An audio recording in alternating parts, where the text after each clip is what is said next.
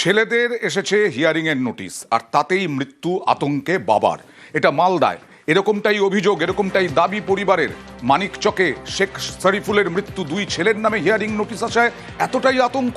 কথা বলবো প্রতিনিধি সেবকের সঙ্গে। সেবক, একদমই দেখো, ফের এসআইআর আতঙ্কে মৃত্যুর অভিযোগ মালদহে। এবার মালদহের মানিকচক ব্লকের নূরপুর নিচু তিওরপাড়া এলাকার ঘটনা। যিনি মারা গিয়েছেন শরীফুল, তার পরিবারের দাবি যে শরীফুলের 2002 সালের যে ভোটার তালিকা তাতে নাম রয়েছে শরীফুল হিসেবে, কিন্তু তার বর্তমানে যে দুই ছেলের যে নাম ভোটার তালিকায় রয়েছে সেখানে বাবা অর্থাৎ পিতা হিসেবে দেখানো ক্ষেত্রে শেখ শরীফুল নাম রয়েছে। এই যে নামের সমস্যা, অর্থাৎ ছেলের কার্ডের ক্ষেত্রে তিনি শেখ শরীফুল, নিজের নামের ক্ষেত্রে তিনি শুধু শরীফুল। এতেই ছেলেরা এফআইআর এর নোটিশ পেয়েছেন শুনানির। আজই শুনানির নির্দেশ আছে।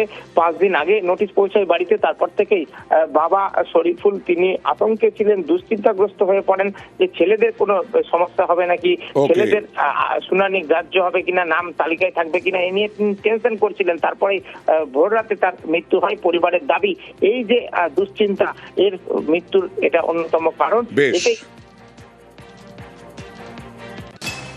ওই বাবার মানে একটু টেনশনের ব্যাপার, মানে দুটো আর আমাদের এসআইআর বের হয়েছিল কাগজ।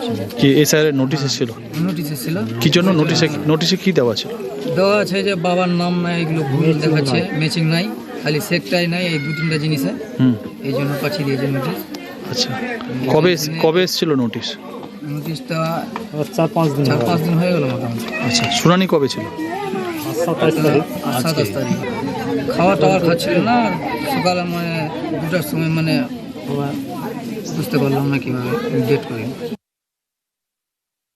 যে প্রত্যেক বাড়িতে কারো 4 জন, কারো পুরা পরিবার এই আতঙ্কিত হয়ে মানুষ কিছুদিন আগে মারা গেল আমাদের ওই পাড়ে ব্রাহ্মণ গ্রামে, আজকে তিওরপাড়ায় মারা গেল।